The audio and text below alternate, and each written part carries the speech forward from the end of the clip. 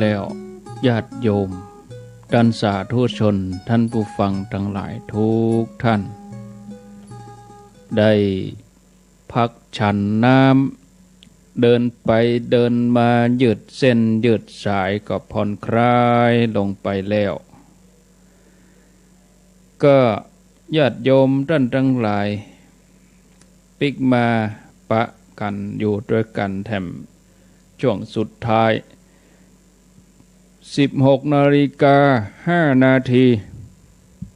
4 โมงกับ 5 นาทีจะเอาหลักธรรมะมาอู้กันในชั่วโมงที่2ก็กลัวว่าญาติโยมเขาจะเบื่อว่าจะเอากฎอิทธิปัจจยตากับอนัตตาเดี๋ยวก็ศรัทธาก็จะหายไปกำคน2 คนโอ้มันเลิกลำไปเฮ้ยท่านพระครูฟังไปก็ใครรับหรอนี่นะก็เอาเนื้อหาสาระเอาไว้เหียชั่วโมงแรกเนาะชั่วโมงที่2นี่เป็นนิทานดีกว่าทำให้ญาติโยมเขาฟังแล้วก็ชวนติดตามกันมาแถมหน่อยนะก็จะอู้ไปประมาณ40 นาทีเหลือแหม20 นาทีเขาก็ค่อยโทรมาหากันญาติโยมติดจะโทรก็ยังบ่ต้องโทรเตือนเน้อแต่ก็เขียนเบอร์โทรไว้ฮะเขียนละไว้เตรียมที่จะโทรแต่ยังบ่ต้องโทรไปก็แหม20 นาทีสุดท้ายเอาเนาะนำเสนออยู่2 เรื่องเนอะญาติโยมค่อนข้างที่จะยาวพอสมควรก็คงจะพอดีกับเวลานำเสนอเรื่องผ้าเหลืองหายตัวว่าเรื่องราวเป็นอย่างไรผ้าเหลืองหายตัวนี่สามีภรรยาคู่หนึ่ง2 สามีภรรยานี่ประกอบอาชีพทำให้อยู่ที่ป่านอกเมืองครอบครัวนี้ก็มีฐานะยากจนมีรายได้ก็มอกเลี้ยงปากเลี้ยงท้องต่อมาภรรยาตั้งครรภ์เกิดอาการแพ้ท้องอย่างรุนแรงอาการแพ้ท้องของแม่หญิงคนนี้ค่อนข้างที่จะแปลกประหลาดคือเธอต้องการกินอาหารจากมือของพระราชาโอ้สามีนี่ก็ปวดหัวจะได้แพ้ท้องบ่เหมือนเปิ้นคนอื่นก็อยากกินนั่นกินนี่อยากกินส้มกินหวานเนาะแต่ภรรยาของเขาอาการแพ้ท้องคือต้องการจะกินอาหารจากพระหัตถ์ของพระราชานั่นในหัวในวังก็บ่เคยไปเป็นคนทุกข์คนจนอย่างเราจะไปเข้าเฝ้าพระราชาได้อย่างได้ภรรยาก็บอกว่าถ้าบ่ได้อาหารอย่างอี้มานะอาการแพ้ท้องนี่จะรุนแรงถึงขั้นจะต้องตายแน่นอนโดยความฮักเนาะศรัทธาญาติโยมโดยความฮักภรรยาแล้วก็กลัวว่าภรรยาจะทรมานจากอาการแพ้ท้องก็เลยกึศหาวิธีที่จะได้อาหารจากพระราชามาให้ภรรยานอนกึศขึ้นหุ่งแต่ก็กึศบ่ออกบอกกองแจ้งมาเจ้ามืดก็เห่งไปในวังเพื่อจะไปหาลู่ทางถึงประตูวังแล้วก็มอบอยู่ที่กำบังบอกกองขวายสักน้อยประตูวังเปิดขณะนั้นเขาก็หันเจ้าหน้าที่ที่กำลังเตรียมโต๊ะเสวยสำหรับให้พญาเจ้าเมืองแล้วก็แหมโต๊ะหนึ่งก็มีอาหารหลายอย่างวางไว้มี2 โต๊ะบะเมินบะนานก็มีพระมาเข้าแถว เดินกันเป็นเส้นหรอมาพระมาบิณฑบาตหรอขณะนั้นพระราชาก็เสด็จออกมาใส่บาตรทรงบาตรพระสงฆ์ก็เรียงแถวกันเข้าไปรับบาตรที่พระราชามาใส่ตามลำดับจนครบตั้งแต่ตนแรกจนถึงตนสุดท้ายเมื่อพระราชาใส่บาตรเสร็จพระองค์ก็เสด็จกลับเขาก็หันอย่างอันน่ะโอ้เนี่ยหันละลู่ทางที่จะได้อาหารจากพระราชาปีกไปบ้านก็บอกภรรยาว่าบ่ต้องกังวลอย่างเน้อแล้วก็พอดีมีธุระ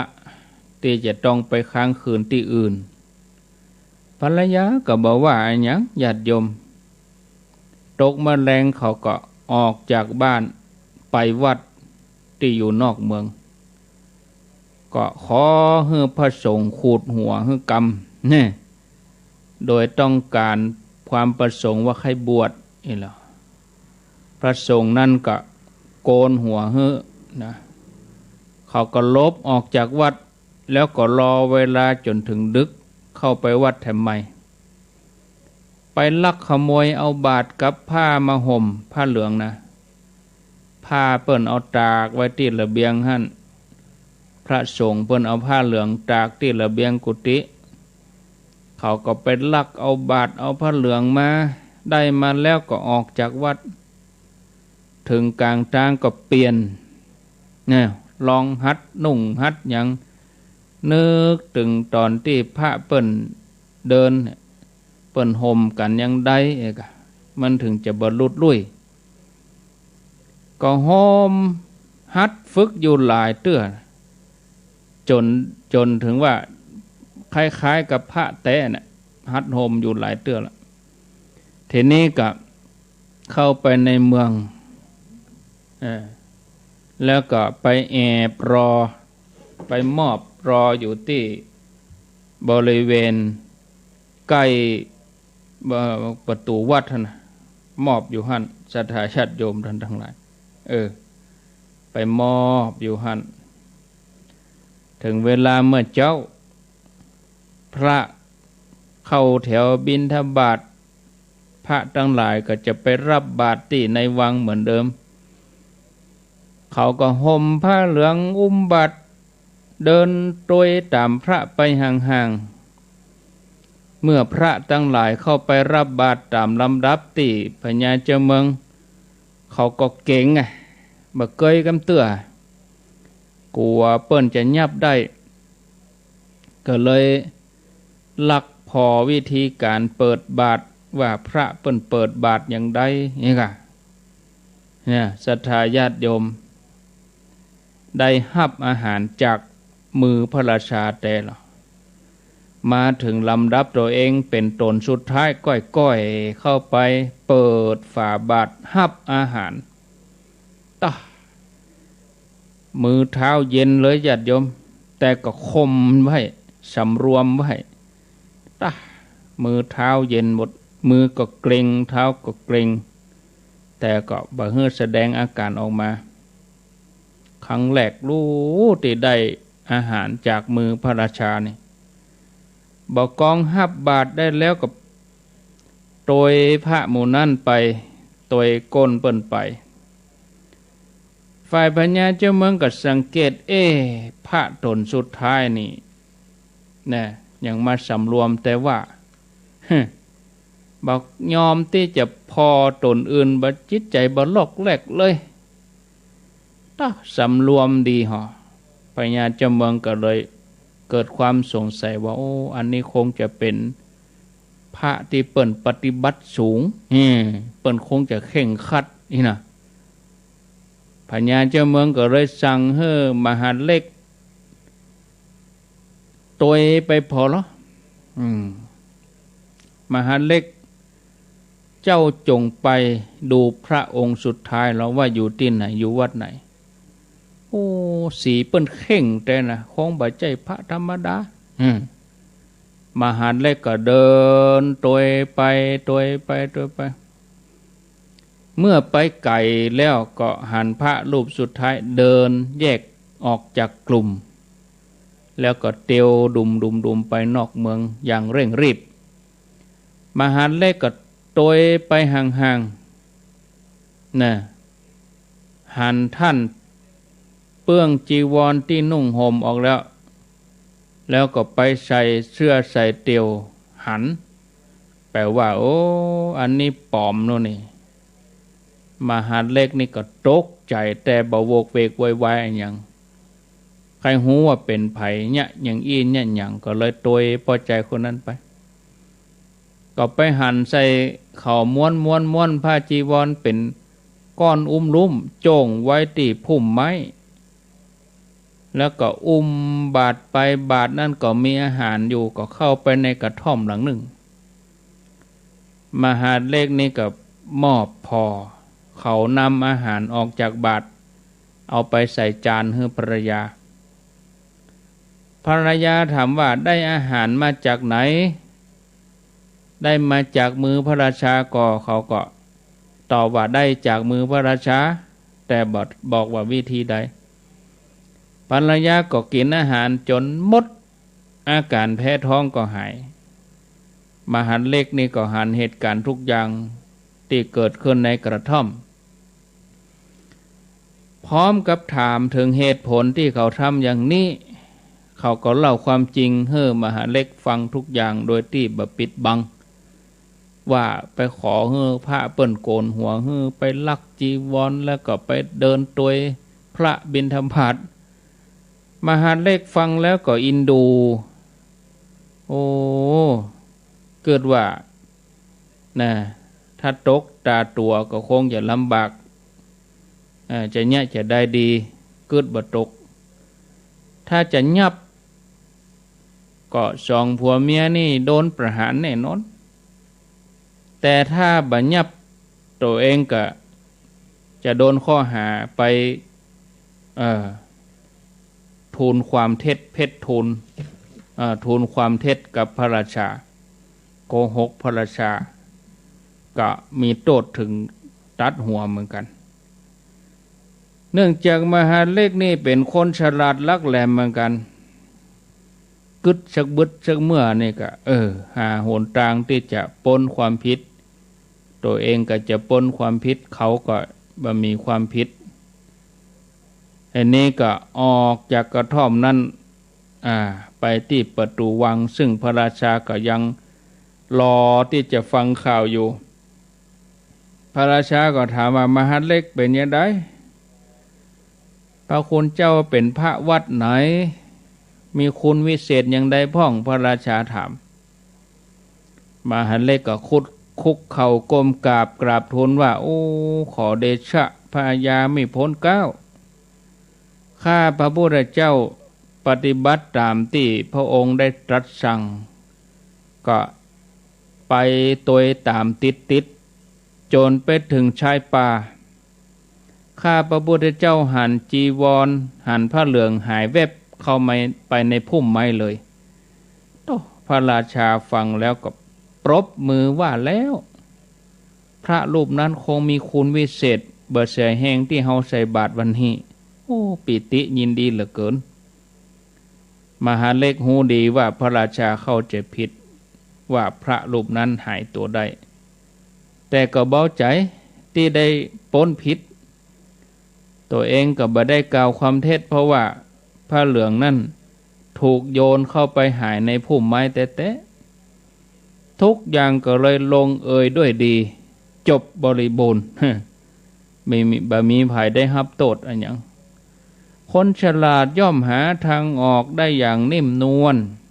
บัวบ่จำน้ำบ่คุณบ่เกิดภัยแก่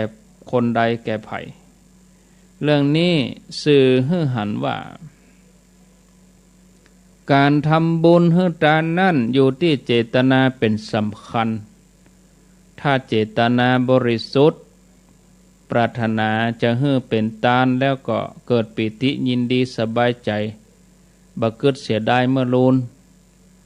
แล้วก็บ่ได้เกิดตั้งแง่ว่าผู้รับจะเป็นผู้บริสุทธิ์หรือบ่บริสุทธิ์อย่างนั้นก็ตาม นะย่อมได้รับส่วนบุญนั้นแต่หากได้รับนะได้ผู้รับที่เป็นผู้ที่มีศีลบริสุทธิ์ก็จะบริบูรณ์ขึ้นข้อนี้เปรียบกับการเฮือทานของพระเวสสันดรผู้ฮับในยุคนั้นกับบะมีพระเจ้าพระสงฆ์บะมีอริยบุคคลแต่เป็นสามัญชนทั้งนั้นยังพราหมณ์ก็ดีชูชกก็ดีพระเวสสันดรยังได้ผลบุญจนเต็มปรมีของเปิ้นเป็นเหตุให้ได้ตรัสรู้สัมมาสัมพุทธญาณในชาติต่อมาฉะนั้นเมื่อจะทำบุญให้ทานหาตั้งเจตนาให้บริสุทธิ์ตั้งจิตให้แน่วแน่ว่าจะให้ทานเพื่อประโยชน์แก่ผู้รับให้ไปแล้วอานิสงส์นั้นก็ย่อมเกิดส่วนผู้รับจะเป็นไผอยู่ในระดับใดเฮาก็บ่สามารถจะรู้ได้ถ้าเฮามุ่งแต่จะให้แก่ผู้ที่มีศีลบริสุทธิ์หรือแก่ผู้ที่จะกำจัดปัดเป่ากิเลสต่างก็อาจจะบ่ได้บุญทำทานในชีวิตนี้เลยนะแต่ถ้ามีโอกาสก็ให้ทำบุญให้ทานแก่ผู้มีศีลมีคุณธรรมก็นับว่าเป็นบุญญาลาภของเฮาศรัทธาญาติโยมท่านทั้งหลายเอาแถมเรื่องหนึ่งเรื่องสุดท้ายคงจะพอดีกับเวลาเลี้ยงลูกด้วยลูกยอนี่นะเรื่องที่สองนี่นะเลี้ยงลูกด้วยลูกยอสามีภรรยาคู่หนึ่งสองสามีภรรยาช่วยกันทำมาหากินจนมีฐานะค่อนข้างดีช่วยกันเลี้ยงดูลูกบ่าวหัวเกี้ยวหัวแหวนคนเดียวเนี่ยอย่างทนุถนอมตั้งใจว่าใหญ่ขึ้นก็จะเป็นหมออีนะก็พยายามหาวิธีเลี้ยงลูกให้เรียนเก่งๆจะได้เป็นหมออย่างที่ต้องการโดยเสาะหนังสือเสาะนิทานเสาะวารสารนิตยสารวารสารเอามาวางไว้ให้ลูกได้ฮักการอ่านให้เขาชอบอ่านอะไรอย่างก็พยายามให้อ่านจนลูกติดนิสัยฮักการอ่านทำอย่างนี้จนลูกเข้าได้เลื่อนเรียนในชั้นมัธยมวันหนึ่งมีเพื่อนของพ่อมาเยี่ยมที่บ้านเพื่อนถามถึงลูกบ่าวพ่อฮู้อยู่ว่าลูกบ่าวอยู่ในห้องใกล้ๆแล้วก็กำลังเล่นอย่างเพลิดเพลินอยู่เล่นไลน์ก็เล่นเฟซบุ๊กก็เลยตอบเพื่อนด้วยเสียงดังให้ลูกที่อยู่ข้างๆห้องนั้นได้ยินว่าโอ้เขาคงจะอยู่ในห้องปุ่นนะโอ้ลูกเฮาเนี่ยเก่งชอบอ่านหนังสือพอท่าทางนี่จะเป็นหมอนะนี่บ่ชอบสุงสิงกับไผบ่ชอบเอวนะแม่นี่ภูมิใจลูกคนนี้เฮาก็ปลื้มไปตัวได้หันลูกเฮาจะเป็นหมอกับเปิ้นสักคนหนึ่งฝ่ายลูกบ่าวที่อยู่ในห้องได้ยินป่ออู้อย่างอีก็ตื่นเต้นไปตัวทั้งที่เมาเล่นอย่างอื่นนะโอ้ป่อแม่ของเฮาคงอยากจะให้เฮาเป็นหมอแน่นอนเฮาจะขี้ค้านบ่ได้ละเฮาจะเอามาเล่นกับ Facebook เฮาจะมาเล่นกับไลน์บ่ได้แล้วก็มาอ่านป่อแม่เฮาจะเสียใจด้วยความคิดมีสำนึกขึ้นมาต่อมาเพื่อนของแม่มาเอาหามะเพื่อนของแม่ไม่เอาหาแม่ก็ชมลูกต่อหน้าเพื่อนบ่ขาดปากโอ้เธอฮู้ก่อลูกของฉันนี่นะโอ้คงบ่ยะฮือฉันผิดหวังแน่ๆเขาเป็นเด็กดีเชื่อฟังคำพ่อกำแม่ฉันนี่สบายใจที่มีลูกคนนี้แน่เพื่อนได้ฟังอย่างอันก็ยินดีแล้วก็ชื่นชมลูกของเพื่อนตัวโอ้มันได้อย่างอี้กับหลานฉันจะดูหลานของฉันเป็นหมอเมื่อยามที่ฉันเจ็บป่วยจะได้อาศัยช่วยดูแลมันขยันอย่างอี้เฮียนเก่งอย่างอี้ต ต้องได้จบเป็นหมอแน่ๆผู้เป็นลูกได้ยินคำยกย่องเยินยอจากปากพ่อแม่อย่างนี้เป็นประจำแทนที่จะทำให้อึดอัดขัดข้องเพราะตัวเองบ่อยากเป็นหมอแต่กลับเป็นเข็มทิศให้ตัวเองตัดสินใจที่จะเรียนหมอตามที่พ่อแม่ต้องการแล้วในที่สุดก็สามารถเข้าสอบมหาวิทยาลัยเรียนจบเป็นแพทย์นำความปรับปลื้มมาสู่พ่อแม่นะจบท่านผู้ฟังเรื่องนี้สื่อให้หันว่าการต้องการให้ลูกเป็นอย่างใดบ่ใช่สำเร็จเพียงแต่ต้องการเท่านั้นแต่วิธีการที่จะให้ลูกเป็นไปตามที่ต้องการต่างหากสำคัญกว่าทุกอย่างการปลูกฝังเพาะบ่มความต้องการของตัวเก่าให้เจริญเติบโตความคิดของลูกให้ฉลาดการหาอุบายให้ลูกได้ซึมซับความรู้สึกของตนทีละน้อยทีละน้อยโดยกรรมอูพ่องโดยกิริยาอาการโดยการชมเชยด้วยการให้รางวัลอันนี้คือกำลังใจปลอบใจเมื่อเขาได้คะแนนต่ำบางวิชาสิ่งเหล่านี้ล้วนเป็นเครื่องกระตุ้นให้ลูกเป็นอย่างที่ต้องการได้ส่วนการบังคับเคี่ยวเข็นดุด่าดูถูกดูแคลนยกคนอื่นมาข่มลูกตนล้วนเป็นเครื่องบั่นทอนจิตใจทำให้ความคิดนั้นต้านขึ้นมาบ่อยากทำตามที่พ่อแม่ต้องการการใจลูกยอกับลูกนั้นบ่ต้องกลัวว่าลูกจะเลิงขอเพียงให้ใจให้เป็นใจให้ถูกกาลเทศะบ่พร่ำเพรื่อแล้วก็ใจให้สมจริงสมจังสมเหตุสมผลได้ผลทุกรายจบศรัทธาญาติโยมเอาแหมเรื่องหนึ่งเนาะญาติโยมเรื่องนี้คงจะพอดีกับเวลาเอา3เรื่องไปเลยเรื่องนี้เสนอหัวข้อเรื่องว่าแพะรับบาปแพะรับบาปเป็นอย่างไรพ่อใจคนหนึ่งต้องการไปทำธุระต่างถิ่นเขาก็ห่อข้าวกับข้าวกับปลาสำหรับกับข้าวเป็นอาหารกลางวันใส่ถุงสะพายแล้วก็ออกเดินทางตั้งแต่เช้าเดินทางไปหลายชั่วโมงจนถึงบ่ายแดดก็ร้อนจัดข้าอยากกินน้ำหยุดแวะตีปืนเกาไม้บริเวณตุ่งแห่งหนึ่งก็มีหนองน้ำอยู่ใกล้ๆเขาก็วางถุงห่อข้าวไว้ตีปืนเกาไม้แล้วก็ไปตีหนองน้ำกะว่าจะเอาน้ำมาลูบหน้าลูบตาให้จุ่นช่วยมือช่วยหน้าแล้วก็ปิกมากินข้าวในขณะที่เขาเดินออกไปนั้นลิงตัวหนึ่งอยู่บนต้นไม้หันป้อใจคนนั้นเดินจากไปลิงตัวนี้ก็ลงจากต้นไม้ไปหยิบถุงห่อข้าวมาลือปะห่อข้าวปะกับข้าวก็แกะกินอย่างรวดเร็วจนหมดแล้วก็ทิ้งเศษใบตองเศษห่อข้าวเหี้ยละเกะละกะกินแล้วมันต้องการจะเจ็ดมือที่เปื้อนพอดีไปหั่นใส่แปะตัวหนึ่งหากินอยู่ใกล้ๆที่ปืนเกาไม้นั่น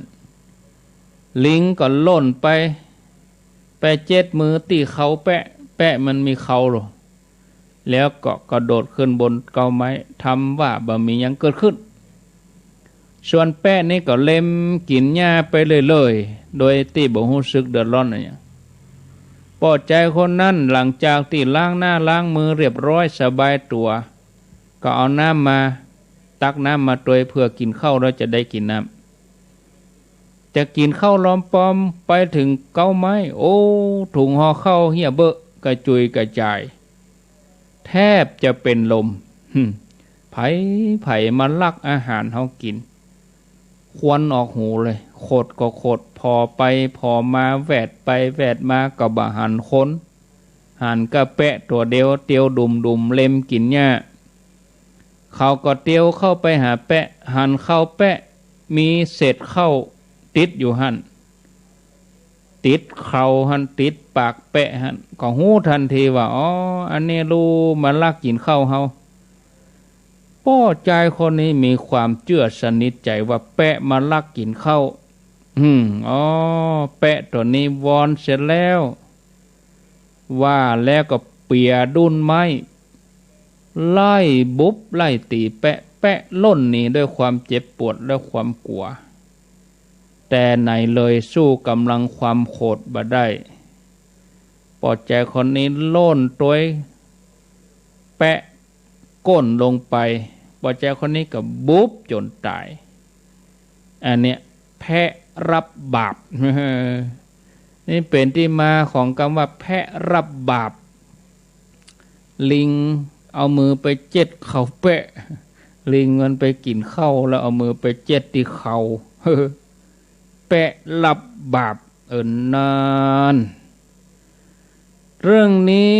สื่อฮือหันว่าอย่างใดสื่อฮือหันว่าการทำอะไรอย่างลงไปด้วยความหุนหันพลันแล่น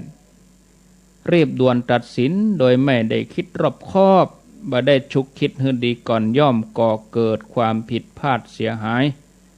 ความเดือดร้อนก็จะโตยตามมายิ่งถ้าเป็นผู้รักผู้ใหญ่บ่มีความรอบคอบเสียแล้วยิ่งทำให้ผู้น้อยเดือดร้อนย่อมทำให้เสียศูนย์เพราะว่าเสียศูนย์ขาดความยุติธรรมเหมือนแปะที่บ่ได้ทำผิดอะไรอย่างเลยแต่ถูกลงโทษแต่ลิงเป็นผู้ที่ทำผิดแต่รอดเพราะบ่มีคนหันแปะก็เลยรับบาปมนุษย์บ่ใช่เป็นสัตว์เดรัจฉานสัตว์เดรัจฉานย่อมทำโดยขาดสัญชาตญาณความบ่เข้าใจในเรื่อง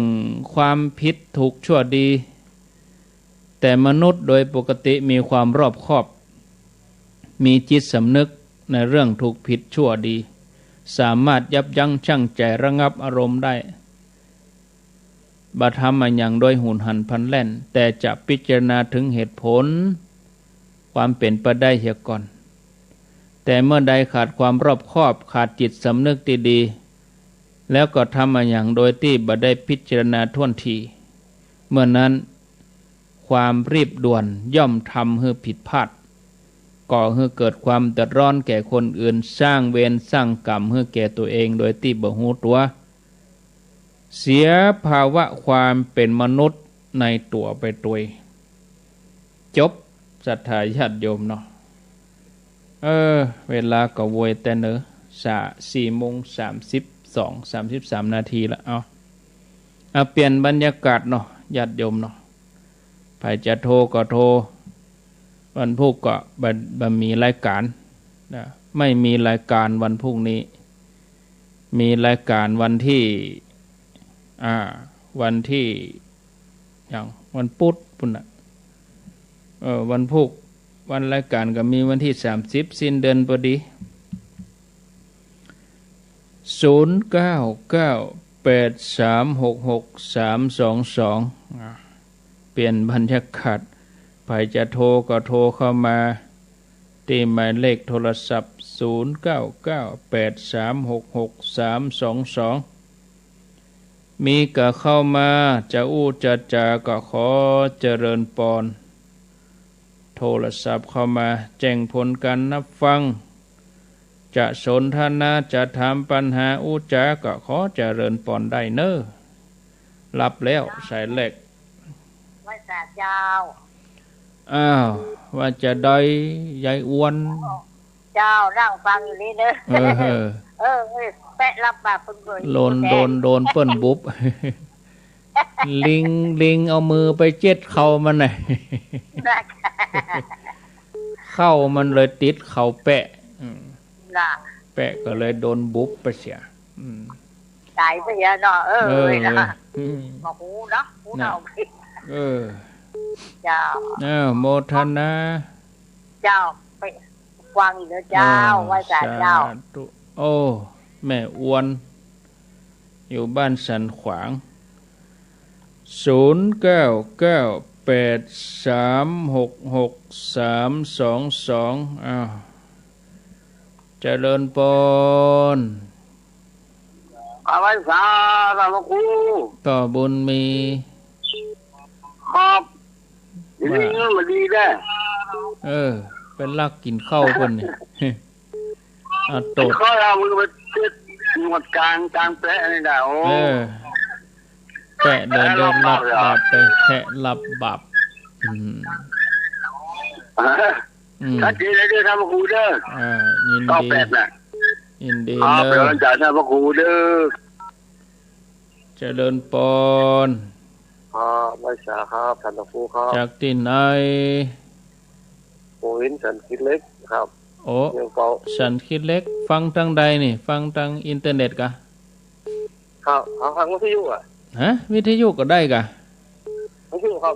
ฟังคลื่นไหนคลื่นนี่ก็คลื่นของใครอ่ะไฟหินกะ107อ่ะ104กะ104.5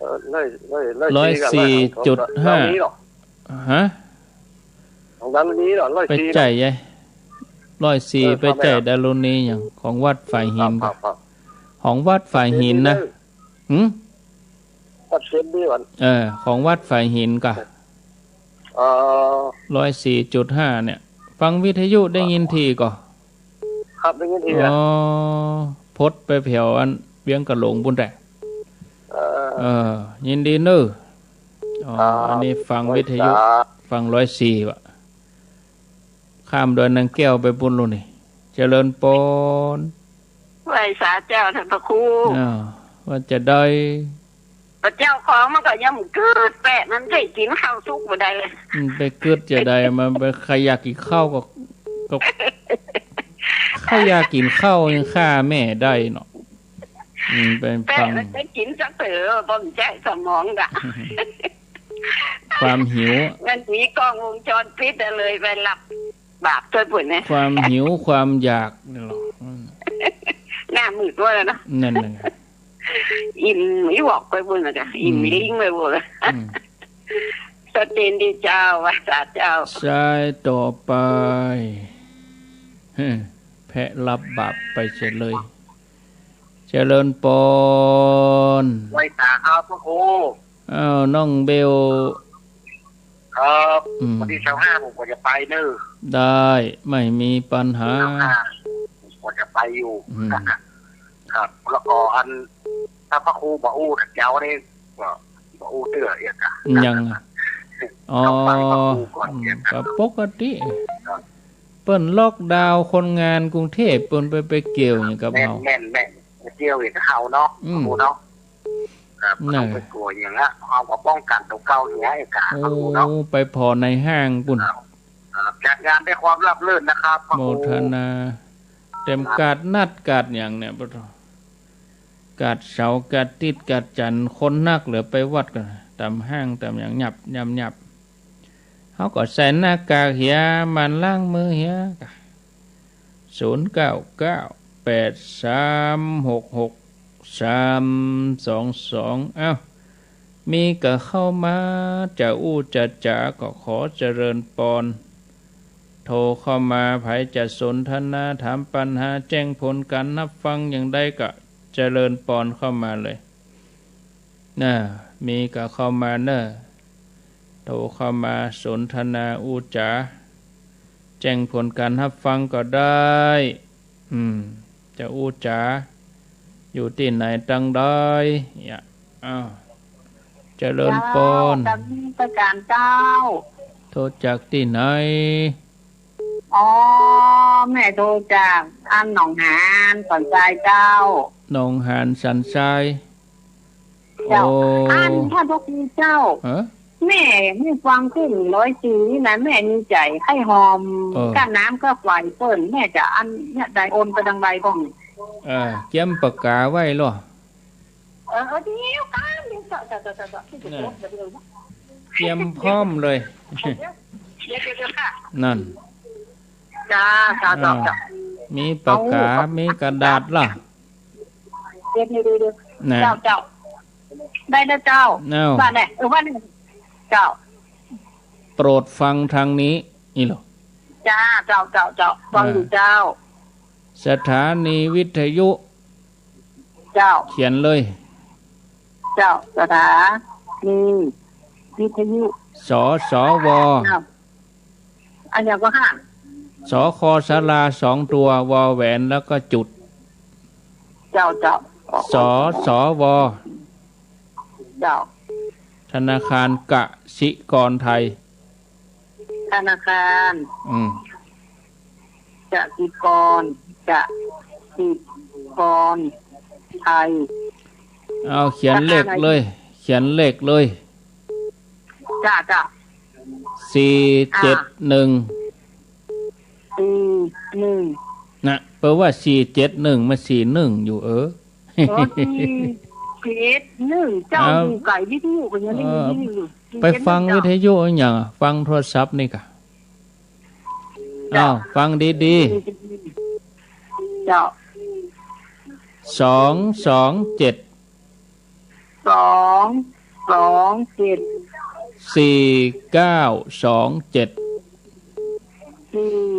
เ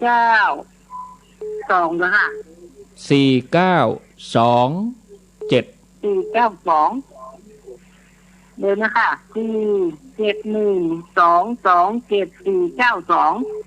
7สุดท้ายเจ้าลองทวนมาดูทวนมาเหรอสถานีวิทยุส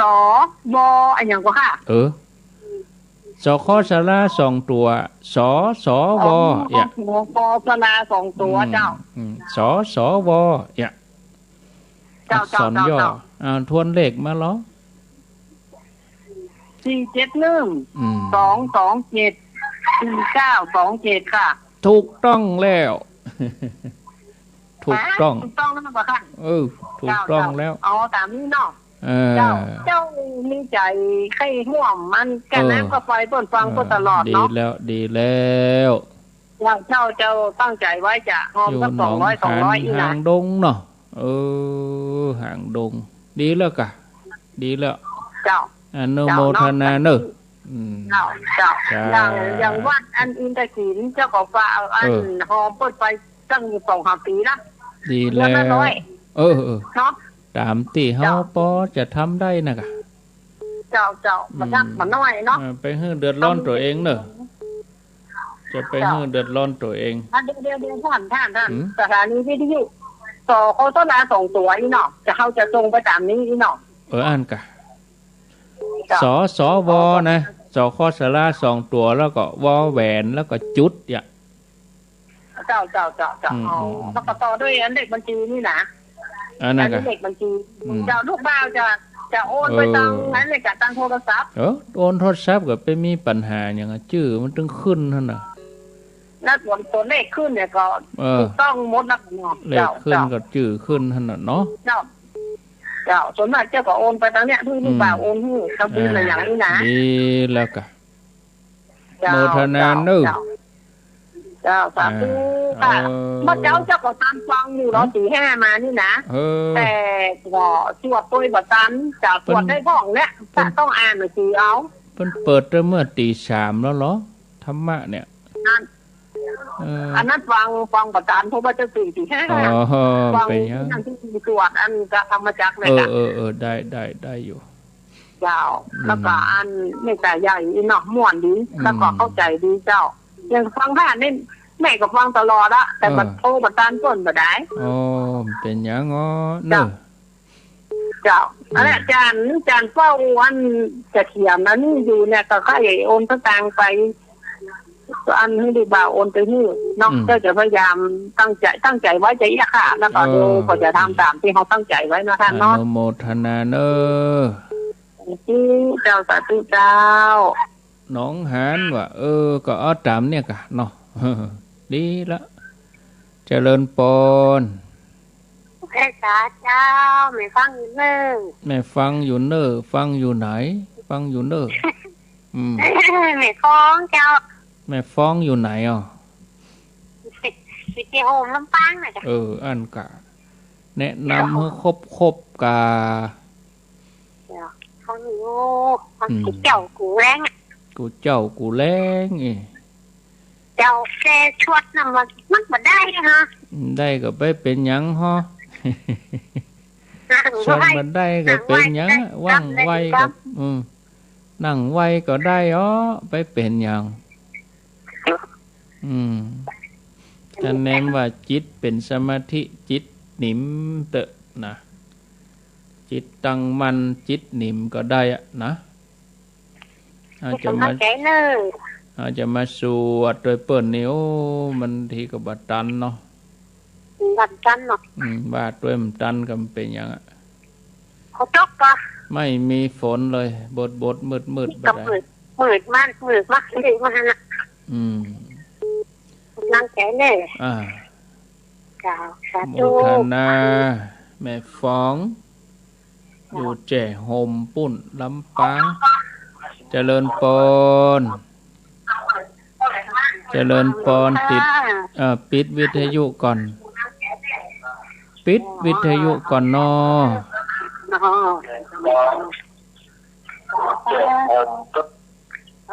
นี่อยู่แม่มึงสีทองบานนะฮะจำได้ก่อนแม่ยังก็แม่มึงสีทองบาโอ้ได้นะไม่ปูไม่ได้ด้วยแค่หัวเนี่ยเนี่ยด้วยใส่บาตรทุกวันนึกถึงพระถึงเจ้าเนาะวันล่ำได้โทรวันล่ำได้โทรมาลูกก็น่าจะเดี๋ยวนี้ก่อนเนี่ยจะทำน่ะแกงเฮ็ดกันอย่างจะว่าทุกราชเกิดมาเฮ็ดนะที่มีจับนัดทำใส่บาตรดีทำใส่บาตรมีเจ้าว่าทุกเสียงน่ะกะทำทุกวัน365 วันโยมแม่ก็ใส่ตลอดอ่ะดีแล้วแม่แรงนี่ก็ซื้ออย่างไปให้เนนมากว่าเจ้าก็ดูแลใจใส่ตู้เจ้าพระนายเนอะดีแล้วมันเป็นยังอุปถัมภ์วัดวาเนาะก็น่าจะเอาขอเนนก็หนักหน่อยดูเนาะเป็นยังฟังชัดกันนี่ฟังชัดก็ฟังชัดดีก็ฟังชัดเจนดีก็ดีละอนุโมทนาเนอะวันที่11นี่อย่าไปเก้าว่าจะไปขึ้นดอยอ่ะที่ไหนขึ้นดอยไหนถ้าไปไหนห้องขึ้นดอยไหนพ่อจะดอยอย่างเชียงดาวก็ไปถามเฮาได้อยู่วัดก่อนแล้วจะมาเฮากะอยู่ไหนแล้วมาเฮาเนี่ยอยู่ไหนโอ้เฮาก็มีได้รอแพกะ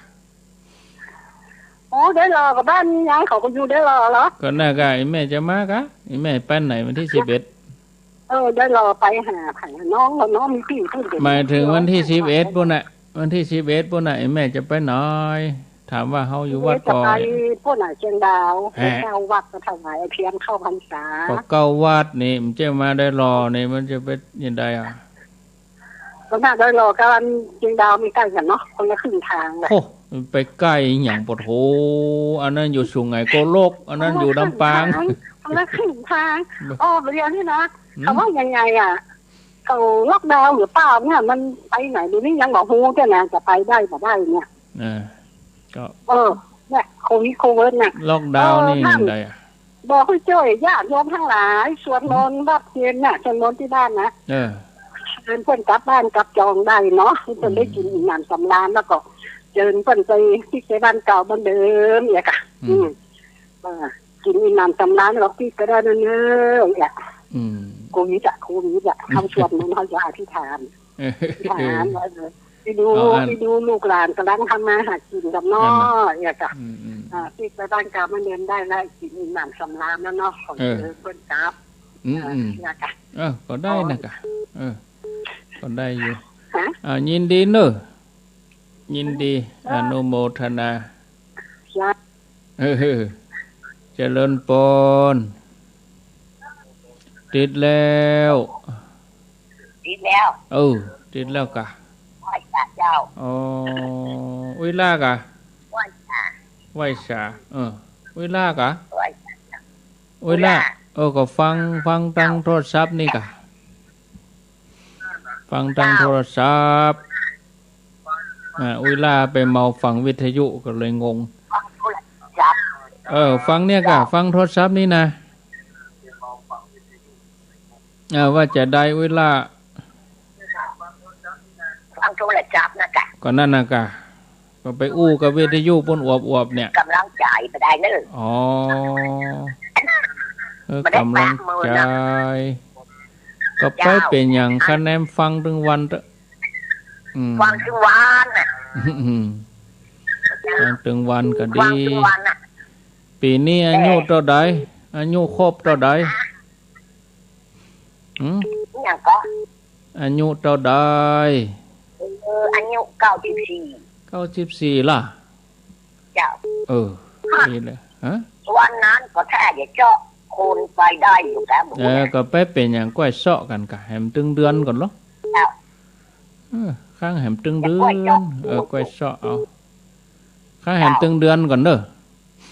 ใจเย็นมันโทรแบบนี้เจ้ามันโทร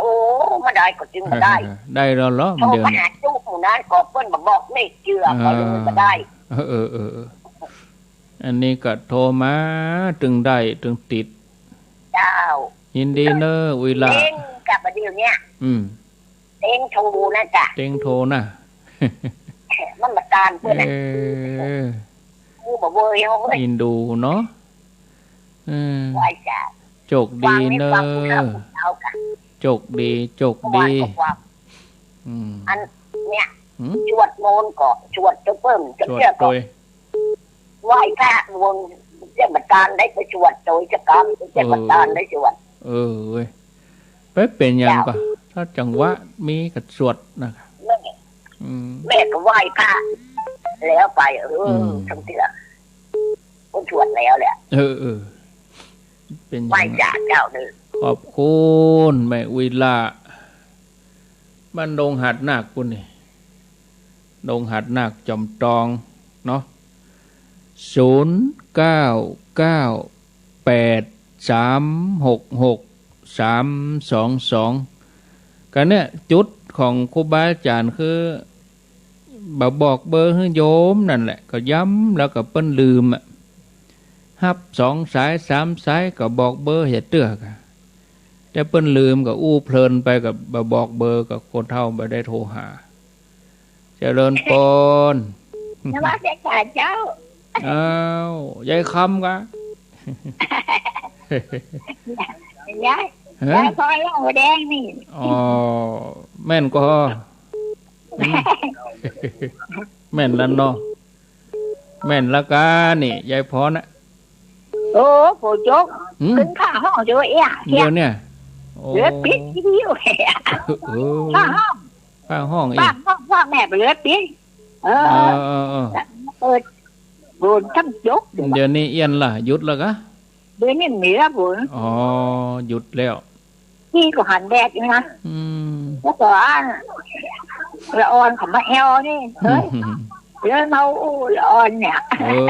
ได้ฟังนิทานสักคำนี้ฟังช่วยเก่าฟังตัวอยู่ฟังในหน้ากะจึงว่านี่เป็นแป้ต้องมือขยะกินอาหารขยะกินอาหารฟังช่วยแล้วก็ช่วยยังไงได้ฟังอยู่ล้อฟังเรื่องแปะรับบาปเขาไม่เอี้ยวหาก็เขาจะไปเป็นอย่างเปิดวิทยุไปด้วยกันดีเลยลิเกไม่เอาเป็นลิเกมาติดต่อก็มาติดต่อยายพรไปเป็นนางเอกก็ตัวนี้ก็ไม่เอาหาเราว่าได้ก่อร้องลิเกได้ก่อถึงอยู่อย่างนี้ก็แล้วยายพรห้องลิเกได้ก่อเด็กจ้างนานคันนี้ถามเขาเนอะถามเขาลิเกนี่ก็จัดแล้วกับเพลงนี่นะกะดีเจก็ว่าลิเกน่ากับเพลงแบบนี้นึกว่าลิเกแปลว่าดีเจนั่นโอ้ยแปลว่าลิเกแปลว่าดีเจไปเหรอโชคดีนึเจ้ามาจัดการเจ้าเมื่อถ้าครูก็โชคดีโชคดี เมื่อยบ่ไข้หยังโจกดีนั่นน่ะมันเป็นหยังเก้านะมันเป็นหยังกินข้าวลำน้ำลงอยู่มันมีความดันมันมีโรคอย่างเงี้ยแล้วก็ยกแพ้น้อยฮะนั่นกะความไม่รู้ก็เอาละฟังพระเจ้าเห็นได้ฟังธรรมะเอาละพระเจ้าเห็นฟังธรรมะใครแก่จ้านั่นกะถ้าเป็นพระเจ้าบอกเกี่ยวกับฟังเพลงจอเอ๋ล่ะธรรมะโอสถเนาะเจ้าโชคดีเลยพรมันก็เป็นความสุขของเบิ่นเนาะธรรมะโอสถคนเฒ่าคนแก่0998366322อันนั้นเขาก็นึกว่าลิเกแปลว่าดีเจแปลว่าดีเจเปิ้นเป็นลิเกมาเอาหานี่แปลว่าเปิ้นเป็นดีเจกะ0998366322อ้าวเจริญปนการครับหลวงพ่อโทษจากไหนครับโทษครับฮะจากปางโมกครับพุทธอุทยานครับปางโมกเชียงดาวครับเป็นอันนี้เป็นพระคุณเจ้ากะเป็นพระกะตู้ครับเป็นตู้ไม่เป็นตู้เหรอไม่ใช่เป็นพระเนาะทางเหนือนี่ครับทางเหนือนี่เรียกตู้เป็นพระเรียกพระเป็นเนรนี่พระไม่เสียหลวงพ่อครับผู้เสียพระไม่เสียครับอยู่กันกี่รูปตอนนี้มี3แล้วก็มาทางกัดแท้กับวันที่1นะครับสมุทรสงครามอาจารย์เป็นคนจังหวัดไหนเดิมสมุทรสงครามครับสมุทรสงครามครับตลาดน้ำอัมพวาครับเคยไปเที่ยวนะครับอัมพวาตลาดอัมพวาเคยไปอยู่ตลาดน้ำนะครับตอนนั้นแหละบ้านผมไม่ใช่กันนะมาอยู่เชียงใหม่นี่มาอยู่เชียงดาวได้กี่พรรษาแล้วอาจารย์ถ้าพรรษาที่นี่จะได้มันถ้าจะ19ครบ19นี่จะได้16ครับ16พรรษาแล้วครับที่จังหวัดสงขลาทั้ง3เป็นว่าก็ต้องเข้าพรรษานี้ก่อนบวชได้19พรรษาแล้วเหรอ19ครับอายุเท่าไหร่ยังไม่ครบเนี่ยหลวงพ่อตอนนี้มัน90นะพ่อ2490ช้างอีช้างเบิ่งจ้างอีกุนครับ90เกิด2490กะครับจะเป็นปี74หรือเปล่าเพิ่งจะ35นี่โอ้ไม่เสียงทั้งเสียงหลวงพ่อจริงเหรอสามารถจริงเหรอไม่ผมว่าหลวงพ่อผมว่าท่านอาจารย์เพิ่งจะ35อยู่ครับผมไม่ค่อยทำงานหนักอาจารย์รู้อยู่มาวิ่งอยู่กับตาจนหนุ่มๆก็ไม่ค่อยจะทำงานเท่าไหร่ครับอยู่ดีกินดีแต่ขึ้นมาที่นี่ก็มาแห้งเฉยเลยฟังสมุทรสงครามหมู่ข้าวน้ำนะหลวงพ่อนะฟังสัญญาณสถานีได้ชัดไหมอาจารย์ชัดผมฟังชัดเลยทั้งนั้นไม่ค่อยชัดเลยฮะดีแล้วครับหลวงพ่อฟังชัดไหมชัดเจนเลยเนี่ยผมก็ได้ผมยืนหน้าต่างข้างบนอยู่สูงนะผมอยู่บนมันเป็นสูงแล้วระวังปังกระดังลงนะรู้จักปังกระดังไหมพอทีนะยมพิจมัยไม่ได้แย่มาเลยวันนี้คงโกรธไม่ทันนะครับโกรธไม่ทันยมพิจมัยเขาบอกเคยนิมนต์หลวงพ่อกับหลวงพ่อทองมาฉันที่บ้านน่ะไปอยู่ตอนทำบุญนะคราวก่อนละไปทำบุญที่บ้านพ่อทองยังอยู่ครับใช่อาจารย์ธวัฒน์นี่เก่งนะหลวงพ่อเก่งอยู่จันทวัฒน์วัด7 ยอดเรียน7นะครับดีเรียน7นะครับ เป็นงั้นเนี่ยธวัฒน์จะเทศแบบภาคกลางจะไปเทศนะเรียนเทศมาผมฟังดูเทศก็ดีนะดีอยู่ครับเทศน้อยพูดน้อยแต่ว่าเนื้อมันแน่นดีผมชอบเลยดีแต่เต็มเก่งนะดีมากเพราะว่าคนบอกตามโยมพิจมัยเขาบอกว่าแกจะเปิดเองคิดว่าเทปไม่ใช่เทปดิเป็นรายการสดน่ะ รายการสด ผมคิดว่าเป็นเทปไงแต่เจ๋งมันเทปไง ค ดี รับ มากๆชอบแกเจ้าธนวัฒน์เนี่ยเก่งมาก ดี เป็นเน้นอ่ะ เน้นดี เน้นคำพูดการเทศขึ้นนโมไม่ยาวนะ ไม่ยาวว่าแกเวลาพูดจามันเน้นคำพูดได้ดีมากทีเดียว ครับ ภาคกลางนั่นน่ะ ดีเลย บาลมาตรฐานครับอา ค จา รั ร บ ย์ ขอบคุณครับ ท่านอาจารย์ สาธุเชียงดาว โอ้อันนี้เปิ้นเป็นพระเนาะอยู่เชียงดาว ก็กราบขอบพระคุณนะอนุโมทนาเนอะศรัทธาญาติโยมทั้งหลายหมดเวลาหมดไปเสียแล้วอยู่